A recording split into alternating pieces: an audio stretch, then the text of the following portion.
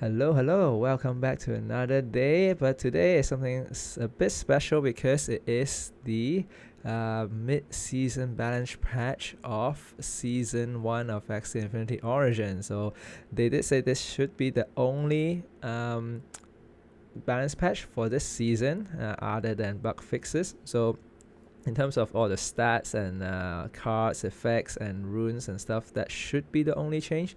And let's just dive right into what has been changed. And as you can see, the list is not very long, which I must say I'm personally a bit disappointed. I was expecting a bit more, but and you'll see later as well that is the changes are for me not too significant, but maybe it is significant. Do let me know in the comments below if you do find those changes interesting. But okay, so let's just go into what actually got changed. So let's look at the cards first. So Cotton and Tail Nemo, I was definitely expecting these two to have some changes, but well, the only change that actually happened is that instead of healing for 15, it heals for 5, and I must say, sure, it could tune down the win rate a bit. I assume that they definitely look at the usage of these cards and see there's way too many people are using these cards, and they need to, tone down the power level a bit, but I don't think most people play it for the stats. They mostly play it for the effects, and the effects has no change.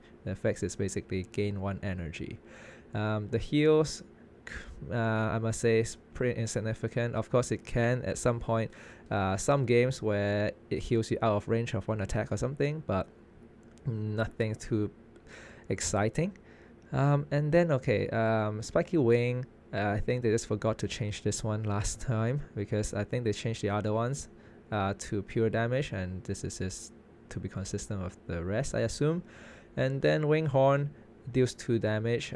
Deals 2 hits. Alright, the effects didn't change, but the only thing that's changed is that the stats increased by 2. So effectively, it deals 4 more damage just because it deals 2 hits. So really very, very minimal in terms of in terms of the damage. Of course, it does stack with like the runes and the charms. So, but still, very small change. And then Gerbil and Toothless Bite does get, I would say, significant buff, like a 10 increase in damage. So maybe they will see a bit more play. So what they do is that the effects is to target either the second or the furthest enemy. And so basically it's effectively putting a moon stem and a sun stem without actually needing to put them on. So if you want to target different opponents, then maybe that is a good these cards might be viable, especially things like sustain build or something, or poison build, where you do want to take down the opponent basically to bypass the shield or something. Then yeah, this could be a good option, but I assume it's because you don't really see that much play for these cards, and that's why they're buffing it, and see how that one goes. So yeah, I would say these two might be the more significant one. Okay, and looks at the runes, and you can see there are only 2 really, and yeah, these are definitely the 2 that I would expect if there are only 2. And Bloodlust, let's see what's changed.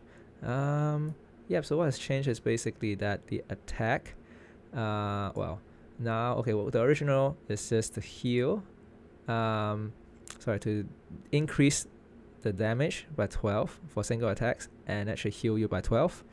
And then for AoE and multi-attack, it does 3 instead. Okay, but now what they're changing it to is that they just add one thing here: attacks that cause HP loss. So basically, if you hit into a shield, you do not steal HP. So meaning you actually won't deal the extra damage and won't heal yourself, which is actually quite significant now I think about it, because if you do play against sustain build with a lot of shield, or it doesn't have a sustain, or even the poison or anything that does shield, then if they actually don't break your shield, then they actually don't get this value, which could be pretty significant. But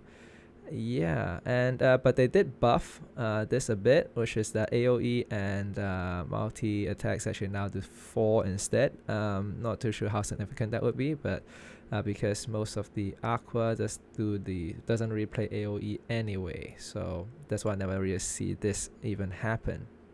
And their justification is that they adjusted such that it doesn't go through shield, so making it a bit weaker, which I think is a pretty good change. And then Endless Anger. Okay, this one is the one that's really crazy. Deals insane amount of damage. And the original effect is that it gains 2 rage when your turn start, and then each rage gains 3 bonus damage. Okay, so now let's see what they've changed to. So still the same, gain 2 rage when your turn starts, so in that sense doesn't really change much. So the only thing that's changed, right, is that also still gain 3 bonus damage, like each rage still do 3 bonus damage more, but it only applies to single attacks for the 3 bonus damage, and for AoE it grants half. So basically it does the same thing except that it makes the AoE slightly weaker. Alright, but for the rage team, okay, sure, they have AoE in the form of chubby, but mostly they just do single attacks, just hit through one Axie and then hit through another Axie and then finish off a Ronin with like 200 something damage. So they're all single attack cards anyway, and I don't think there's any change at all in that sense. They do realize, yes, the AoE is strong with rage, just because so each rage increases 1 damage, and of course if you do AoE effectively it's 3, so they do realize that, but they never really change the fundamental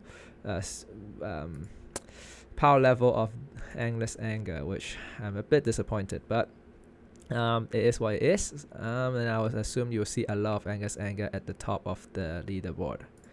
Okay, then let's see the status. Again, only 2, so a bit disappointed by that, but well, Bubble, so let's see what Bubble has changed to. So originally what it does is that single attack or AoE does 1.4% of the target current HP per stack, so deals a bit more damage.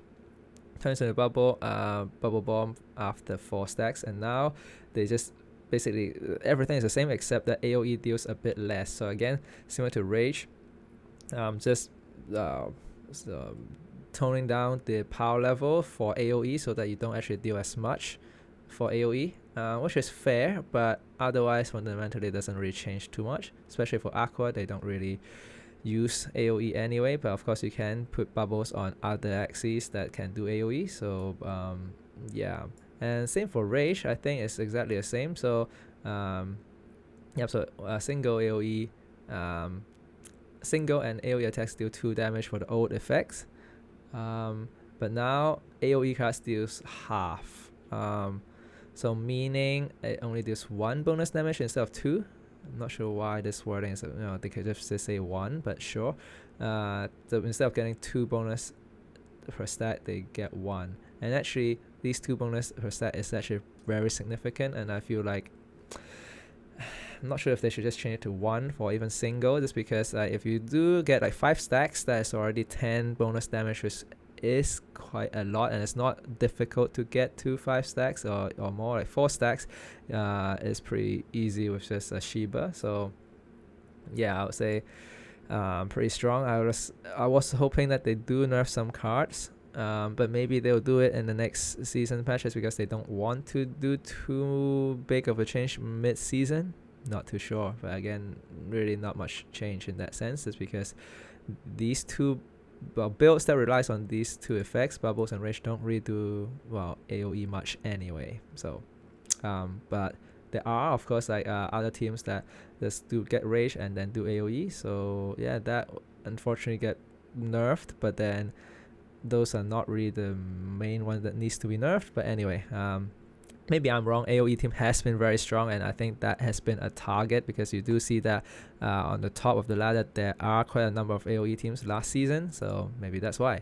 Okay, and finally the charms, and all across the board it's literally just the AoE ones. So the mystic ones, which are basically the hidden razor, paralyzed jellyfish, lazy snail, and the flamingo hammer. So what these does is that apply bleed, vulnerable, weak, and fragile for 4 turns. And yeah, I was thinking this is definitely not fair if you can apply this to AoE attacks, and I was assuming they would just only allow it to be equipped for non-AoE attacks, but instead what they did was to just reduce the effects for AoE and multi-hit attack, and now it only applies for 2 turns if you put in an AoE attack, which I would say definitely helps, especially with Hidden Razor, very strong. Like putting bleeds for 4 turns or putting even weak for 4 turns can be very frustrating, especially if you play against a sustain build or something and just have weak for 4 turns, you really just can't get through. Right? At least now only 2 turns for AoE, which I think is a fair change.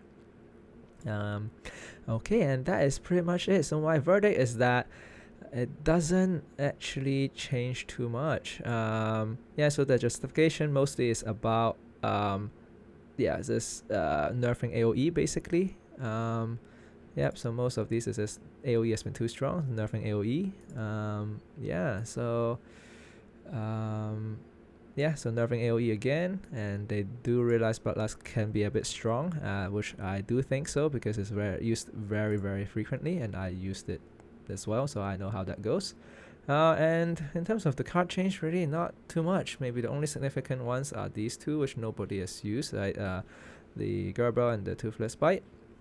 So let me know what you think, but overall, really not too much changed. That's my verdict. So yep, so that's it for today. Thank you for watching. I'll see you next time. Thank you all for watching. If you enjoyed my video, do consider giving me a like, comment, subscribe, follow me on Twitch, and use my Lenosian code Morris. Thanks again and have a good one.